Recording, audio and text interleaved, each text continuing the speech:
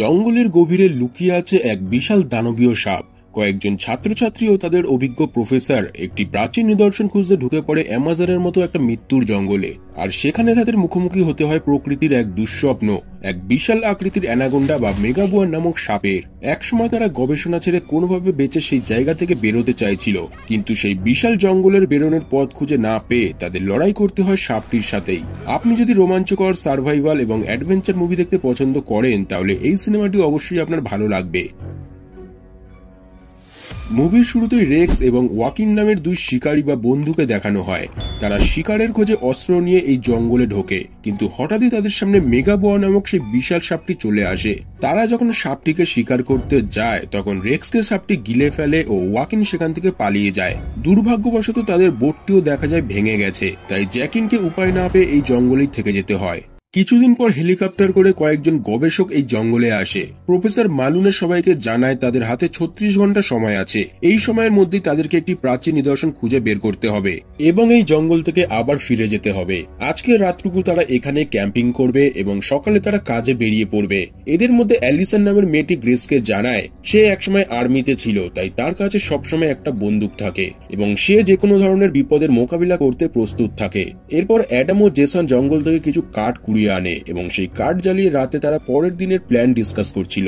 সেই সময় জঙ্গলের ভিতর থেকে ওয়াকিন বেরিয়ে আসে এবং অত রাতে ওয়াকিনকে ওখানে আসতে দেখে অ্যালিসন তার বন্দুক বের করে। ওয়াকিন বলে, প্লিজ আমাকে গুলি মেরো না, আমার সাহায্যের দরকার, আমাকে একটু জল দাও প্রথমে।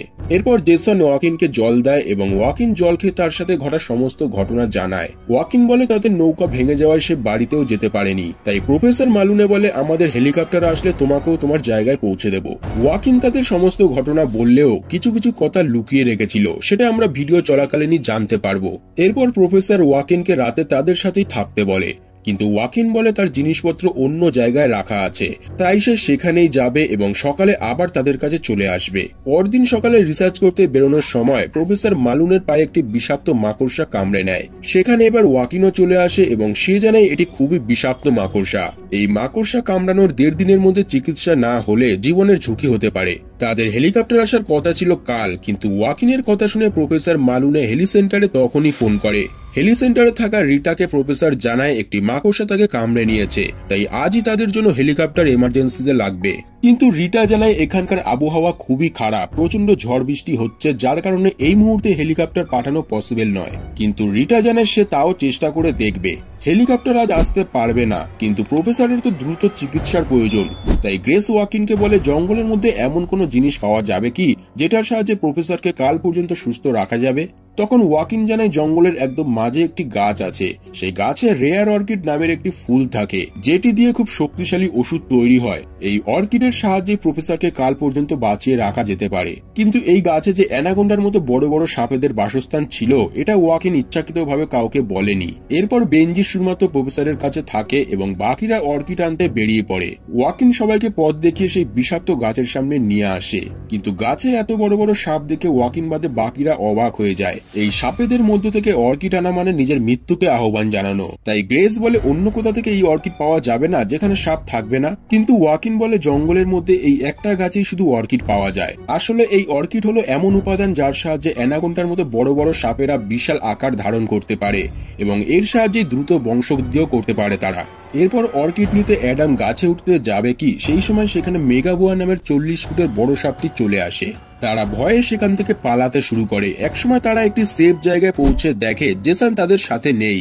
তারা ঠিক করে জেসনকে খুঁজতে তারা আবার সেখানে যাবে এবং যেহেতু ওয়াকিনের কাছে একটি অস্ত্র আছে, এমনকি অ্যালিসনের কাছেও একটি বন্দুক আছে, তাই জেসনকে পেলেও তারা অর্কিড নিয়েই ক্যাম্পে ফিরবে, কারণ অর্কিড ছাড়া তো তাদের প্রফেসরকে জীবিত রাখা সম্ভবই হবে না। কিন্তু গ্রেস সেই সাপেদের ডেরায় মরতে যেতে আর ইচ্ছুক নয়। সে বলে এখানে তারা সেফ আছে, জেসনের জন্য এখানে অপেক্ষা করি, হয়তো সে চলে আসবে। কিন্তু বাকিরা জানায় অর্কিড তাদের কোনোভাবে আনতেই হবে, তাই ইচ্ছা না থাকলেও গ্রেসকে তাদের সাথেই যেতে হয়। এদিকে জেসন যখন পথ খুঁজে পাচ্ছে না, সেই সময় মেগাবোয়া তাকে ধরে গিলে নেয়। ক্যাম্পে থাকা বেজিন সাহায্যের জন্য আবারও হেলি সেন্টারে ফোন করে। তাই রিটা প্রায় 15 থেকে 20টা অন্য হেলিকপ্টার সেন্টারে সাহায্যের জন্য ফোন করে, কিন্তু তাদের মধ্যে কেউই সেখানকার বাজে ওয়েদারের জন্য জঙ্গলে আসতে রাজি নয়। সেই সময় জ্যাক নামের একজন পাইলট রিটার রুমে ঢোকে। রিটা তাকে সমস্ত ঘটনা জানানোর পর জ্যাক হেলিকপ্টার নিয়ে জঙ্গলে আসতে রাজি হয়। এদিকে ওয়াকিন ও বাকিরা আবারও অর্কিড আনতে সেই গাছটির সামনে চলে যায়। তারা প্রথমে আলোচনা করে আগে অর্কিড নেবে, তারপর জেসনকে খুঁজে নিয়ে ক্যাম্পে ফিরে যাবে। তাই ওয়াকিন ও অ্যালিসন তাদের অস্ত্র রেডি রাখে এবং অ্যাডাম অর্কিড নিতে গাছে ওঠা শুরু করে। তখন সাপরা একদম নিস্তব্ধ হয়ে ঘুমাচ্ছিল, কিন্তু হঠাৎই মেগাবোয়া অ্যাডামকে দেখে ফেলে। অ্যালিসন গুলি চালালে গুলি সাপের গা ঘেঁষে বেরিয়ে যায়। এরপর ওয়াকিন তার তীর চালায় এবং তীরের আঘাতে সাপটি কিছুক্ষণের জন্য বেহুশ হয়ে যায়। সাপটির পেট থেকে সেই সময় মৃত জেসন নিচে পড়ে যায়, যা দেখে তার সাথীরা খুবই ভেঙে পড়ে। এদিকে অ্যাডামও গাছ থেকে পড়ে গিয়ে পায়ে চোট পায় এবং অর্কিড না নিয়েই আবারও তারা সেখান থেকে চলে যায়। জেসনের মৃত্যুর খবরটা তারা কাউকে জানাবে না বলেই ঠিক করে। সেই সময় ওয়াকিন তার কাছে থাকা ডায়নামাইট বের করে এবং সেই সাপের ডেরায় আবার যাওয়ার কথা বলে। এই ডায়নামাইট হলো কিছুটা বোমের মতোই কাজ করে।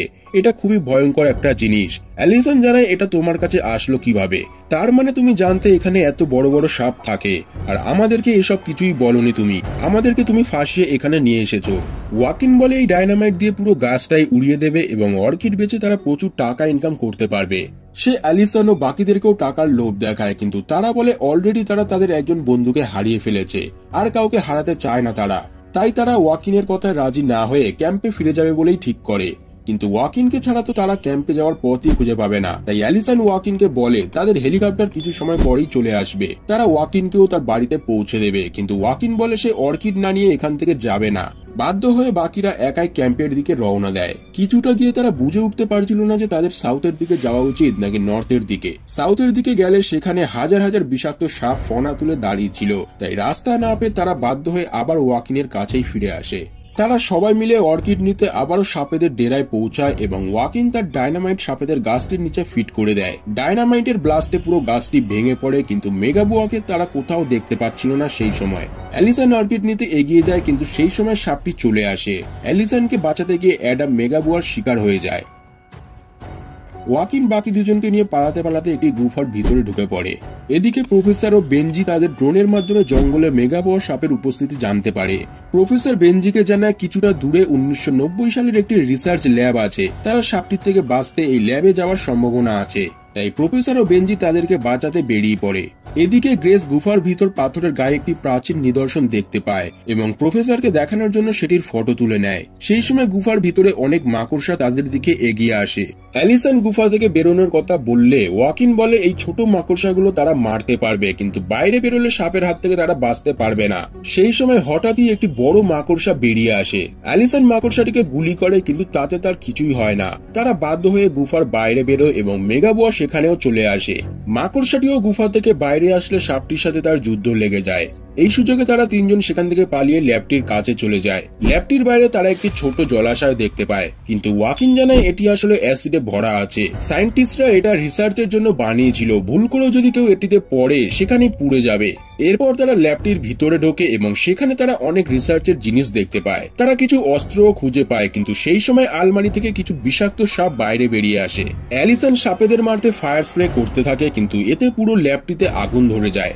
বাইরেও সেই সময় মেগাবোয়া সাপটি চলে আসে। তাই উপায় না পেয়ে তারা ল্যাবের একদম ছাদে গিয়ে পালানোর চেষ্টা করে, কিন্তু সাপটি এতটাই দ্রুত লম্বা ছিল যে সে ওয়াকিনকে ধরে ফেলে এবং দুজনেই সেই অ্যাসিডের মধ্যে পড়ে যায়। অ্যালিসন ও গ্রেস ভাবে ওয়াকিনের সাথে সাপটিও হয়তো মারা গেছে, কিন্তু দেখা যায় সাপটির পুরো চামড়া জ্বলে যায় এবং সে আবার সেখান থেকে উঠে আসে। সেই সময় সেখানে প্রফেসর ও বেজিনও চলে আসে এবং সাপটি তাদেরকে ঘিরে ফেলে। গ্রেস অ্যালিসনকে বলে গুফার ভিতর যে ছবি তারা দেখেছিল সেখানে চামড়া জ্বলে যাওয়ার পর সাপকে মারা সম্ভব এটা দেখেছিল সে। তাই অ্যালিসন ও গ্রেস তাদের অস্ত্র দিয়ে সাপটিকে আঘাত করে পুরোপুরি মেরে ফেলে। শেষমেশ তারা চারজনই শুধু বাঁচে এবং তাদের হেলিকপ্টার চলে এলে তারা তাদের রিসার্চ সেন্টারে ফিরে যায়। শেষে দেখা যায় আরেকটি বড় সাপ এসে মৃত সাপটিকে খেয়ে ফেলে। ভিডিও ভালো লাগলে একটি লাইক করবেন ও পরের ভিডিও দেখতে চ্যানেলটিকে সাবস্ক্রাইব করে রাখুন।